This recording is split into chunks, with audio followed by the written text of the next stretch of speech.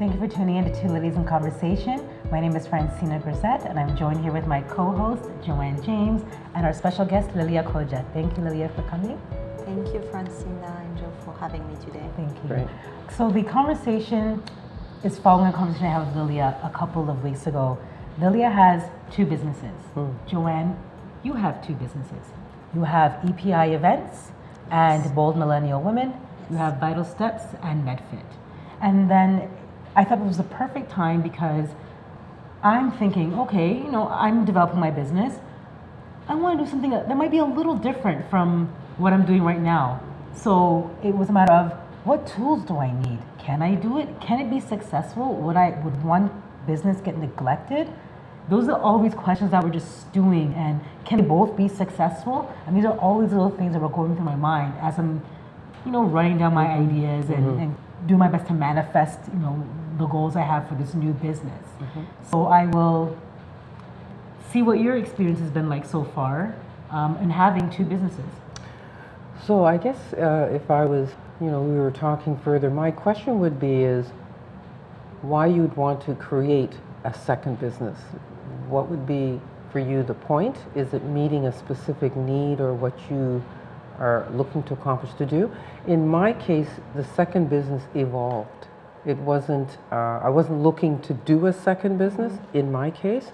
I was into general overall prevention when it comes to health and fitness.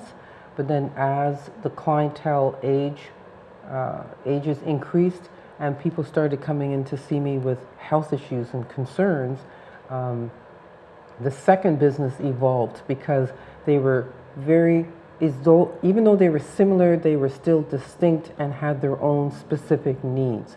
So that's why I ended up with two businesses. But I certainly didn't start out thinking I wanted two businesses because the one I had was enough. You didn't wake up and say, I'm going to start two businesses. No, that in my situation, no. No. I think, first I agree with you, and I think that nobody wake up one day and say, hey, you know what, I will start two businesses. It's more starting your first business, focusing on it, and then because a need is there and a passion as well brings you there, and you just say, why not? But the real thing, I think, is how you can manage your time and how you can do it, because you will agree with me, and you as well, running one business, it's time consuming. Oh, yeah. And running two, it's even more time consuming. So, I think people need to be aware that it is possible. You just need to manage your time. Day planners, to-do lists. Exactly. And I think when you look at the two businesses, they'll either be, when I think of what your business is, two distinct, different businesses that can be managed because of the style of the business. Right. In my case, it was a business that was similar, but it evolved into a slightly different business, but still manageable because I didn't have to recreate the wheel and start from scratch. Okay. See, so it evolved, and I think that can happen with a lot of people's businesses, depending on what it is. It can just sort of all of a sudden you notice that you've provided one little product or service and it's just flying off the chart. Everybody wants it, and you go, okay, I guess that's the second business, without really realizing that that's what's really happening, So developing it now, I imagine it would be something like I would have to have 2 day planners, make sure that when it comes to setting my time, I'd be very specific and very strict with my time. There's only so many hours in a day. You're running one business successfully. You want to evolve and to do two now. You have to split the time. You can't create, there's no way of creating more time. You have to be smart. You have to be smart with your time. You can't say, hey, can you give me an extra hour? So I imagine the tools that I would use, a day planner, writing everything down, writing all my thoughts down. This is what I do in my business right now. I'm trying to think of what other things I can add to make them both successful businesses. On my side, because they are two very different businesses. One is business coaching, and the other one is event planning and production. They really are opposite businesses. So for me to be able to do all my tasks during the days and keep a lifestyle balance as well, because it's very important, otherwise I won't be able to run my two businesses.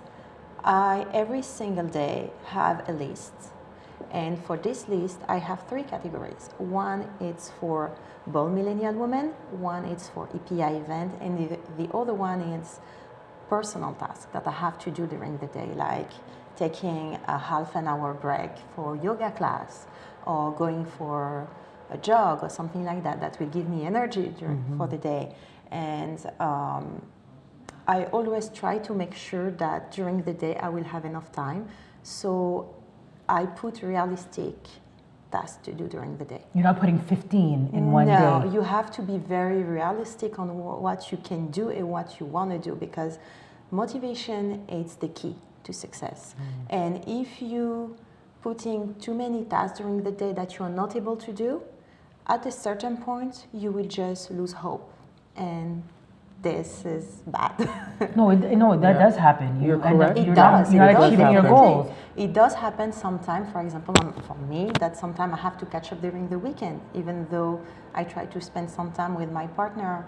Sometimes I have to catch up on those tasks that I didn't have a chance to do. And sometimes I even think, oh my goodness, I'm struggling. I'm not good at what I do because I'm not able to do everything during the day. Right. But that's just the reality of the job. So nobody is perfect, and sometimes we will be able to do everything, sometimes not. But they're just running a business. As long as you set up some goals for yourself and you try to focus on them, it's going to be okay. I think you have to recognize too that sometimes tasks take longer than others. Yes. And be kind to yourself, because if Absolutely. you're taking a task that you realize, wow, it's been 3 hours and I didn't get to where I wanted to, that's okay. Of course, that's okay. That's fine. You just, readjust your schedule. Doesn't mean it has to be done by Friday. If you move it to Monday or move it to the following Wednesday, that's okay. And you can just play around with your schedule. It's your schedule. Right. Do what works for you. Don't do a lot of things that are going to drain you. Once you feel like you're getting exhausted, that means you didn't take any time for yourself. You didn't schedule any time for yourself. And you're Exactly. feeling that burnout, Right. those burnout moments, you're not taking time for you. You even plugged in the 30-minute yoga or the 30-minute jog. Right. Right. Yeah. So my suggestion, and the one thing I would do for myself is, and one thing I have done for myself, is I put in my workouts first. I have my Right. calendar for the month, and I know Tuesdays and Thursdays, hell or high water, I have to do something. If it's a walk, if it's Muay Thai, if it's personal training, Tuesdays and Thursdays. Anything beyond that is a blessing and a bonus. And then I would adjust my schedule and be like, okay, well, the task that I have, I didn't finish on Tuesday, it'll have to move to Wednesday.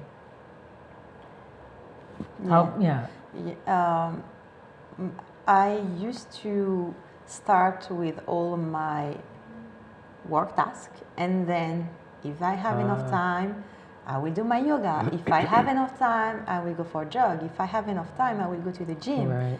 And then my health personally catch me up. Right.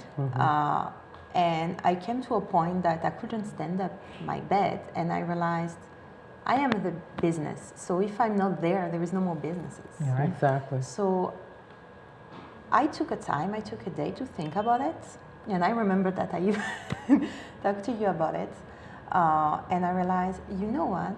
Thinking about yourself, it's not bad because you're part of your business and Right. you need to have a very good lifestyle balance. So I came to your conclusion, start with what makes you happy and what is good for your body. So now I start with my gym in the morning. So it's okay if I don't have time to do every single thing, or if I finish half an hour later than what I thought. At least I know that my body is healthy. Right, and that's really key in terms of surviving, because as you will both know, or you will know soon enough,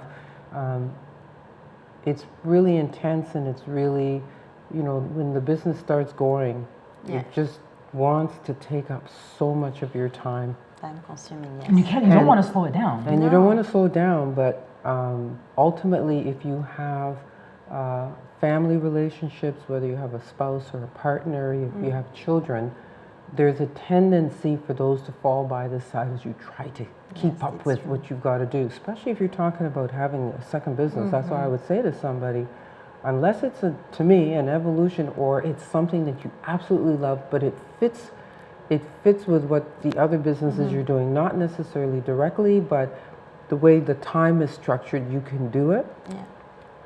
You have to make sure that relationships and family stay at the top of that list, because you can lose those, and friends, over the years as you kind of get into this little rut of, oh yeah, work, you know, I got to get this done, I got to get this done. Because that's how the business is. The business, I think I said earlier, is like a baby. It just needs your attention. It doesn't function on its own. So if the owner falls apart, so does the business, unless you have, you know, a strong team behind you. But then that team needs a leader, the business. So if they don't have the leader, cat's away, the mice play. I'm being facetious about it, but the point is, you can't afford to allow yourself to get run down. So you have to take that time for yourself, put it at the top of your list and get taken care of. And then from there, everything falls after. But understand, if you're going to have two businesses, you're really, you know, you have to be organized. I mean, extremely organized, and talk about that accountability that we talked about in the last show. You're going to need somebody there to just kind of keep you on course with what you're doing. And I think a good suggestion for people that can relate to this as well is be open with your family, be open with your friends, and say, okay, I'm going to embark on this new project. It's going to take away time. So when we have, you know, dinner on Sundays, I might cut it a little short for the next 6 months. You know, it's not going to be forever, but set times and set goals so they understand what you're going through too. They can share in the successes along with you. Same you would do with your team, or if you're developing a new team, let them know, I have another business. It won't take away my focus, but when I schedule things, I want to keep a very tight schedule because I have two businesses and a family. Whatever your family dynamics are, you still have to, you don't want to wait till you get to the point where you're working, and when you look around, no one's there. And that happens to a lot of people. Yes. I'm sure you see this with business coaching. Yes. They've spent so much time absorbed in the business, whether it's one or two businesses, and then at the end, they have no friends. And, you know, first thing you're saying, well, I don't know, I don't do much, I don't go out much, I don't see anybody, nobody calls me. Right.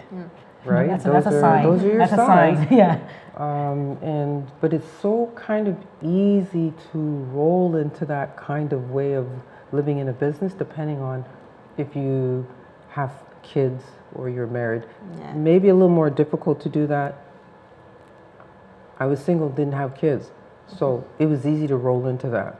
But it can still cost you, because you don't go out and do anything. It could cost you your health if you're not being smart about it. You're fortunate enough to be in an industry where you have the ability to jump onto a machine or develop a program for yourself. Not everyone does that. Not everyone waits or recognizes that their health could be at risk here, right? So it's time management. You can do it. You can have two businesses. It's possible. Oh, yes, but it is, recognize. I mean, these are two. It's proof right here. But you have to recognize what you have to do. And the one thing you may have to sacrifice things, but don't sacrifice your health. Yes, That don't doesn't- sacrifice That's no good to both your businesses, your personal life, to sacrifice your health, right? Absolutely. Fair enough. All right. I think the next topic will be a great one. I think we should really get into divulge more into tools and ways to manage your time effectively. And then we can always ask Lilia to come back being the business coach to give us some extremely great tips on that and give us coaching tips on that. That'd be great. And we will see you in the next episode. Thanks for tuning in.